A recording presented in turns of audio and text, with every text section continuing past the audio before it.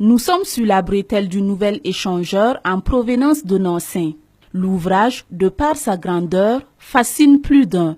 Comme s'il s'agissait d'un site touristique, ils sont nombreux à effectuer le déplacement juste pour voir l'infrastructure. Ces touristes de l'échangeur pour quelques heures n'oublient pas d'immortaliser le moment. Raphaël Zouri est l'un d'entre eux. Moi, j'en ai pris quelques photos que j'aimerais montrer à mes amis, ceux qui n'ont pas eu la chance d'arriver ici, qu'ils y pensent, quoi. Voilà. De visu, la circulation est fluide alors qu'il est midi ce vendredi. L'échangeur, composé selon le ministre Éric Bougma d'un carrefour central à 4 nœuds, d'un carrefour à l'intersection avec la route nationale numéro 22 en échangeur de type trompette, de 10 ponts formant 3 échangeurs et de 2 passages supérieurs sur voie ferrée, constitue un ouf de soulagement selon Seydou Kaboré. Moi, c'est un problème qu'il faut qu'il y ait il bascule que l'on doit dire tant adam jouer ya ka tia fa mais si ka balam digi mam daton donc problème ka be a tellement sur rien tout que son malade n'est pas banque circuler son ma un le tout. Si pour cet usager c'est un soulagement, pour d'autres ce n'est pas du tout facile. L'infrastructure gigantesque pour les Ouagavillois déroute de nombreux usagers. Par où passer pour arriver à destination? C'est la question que plusieurs usagers que nous rencontrons se posent. Je comptais même aller au grand marché de Ouagadougou, mais je ne sais plus par où passer pour y arriver. Donc je voulais me renseigner auprès de vous pour ne pas m'embrouiller en circulation et ne pas avoir de problème.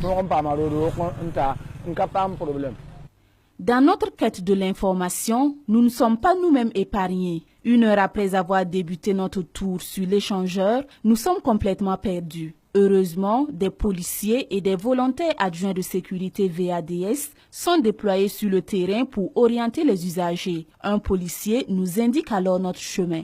On est un peu perdu. On veut aller à Tanguin. Oui, oui. Tout droit. Voilà le projet, besoin de Tanguin. Voilà. Maintenant, si vous voulez, aller vers le marché à détail, chiffrage, tout droit. Si vous voulez aller à la police, allez à gauche. D'accord. Voilà. Ça marche. Merci beaucoup. Jean Sawadogo est VADS. Il se trouve à l'intersection Cambouin-Saint-Larlé-Gounguin. En tout cas, on est ici pour aider la population à bien circuler et pour ne pas perdre la circulation. On vient beaucoup se renseigner. Surtout la voie qui va vers Pôle 6, c'est là-bas même qui est difficile avec les gens là. Si de façon générale, l'ouverture de l'échangeur du Nord fait des heureux, certains riverains sont mécontents. Issa Rwamba dénonce un problème de signalisation.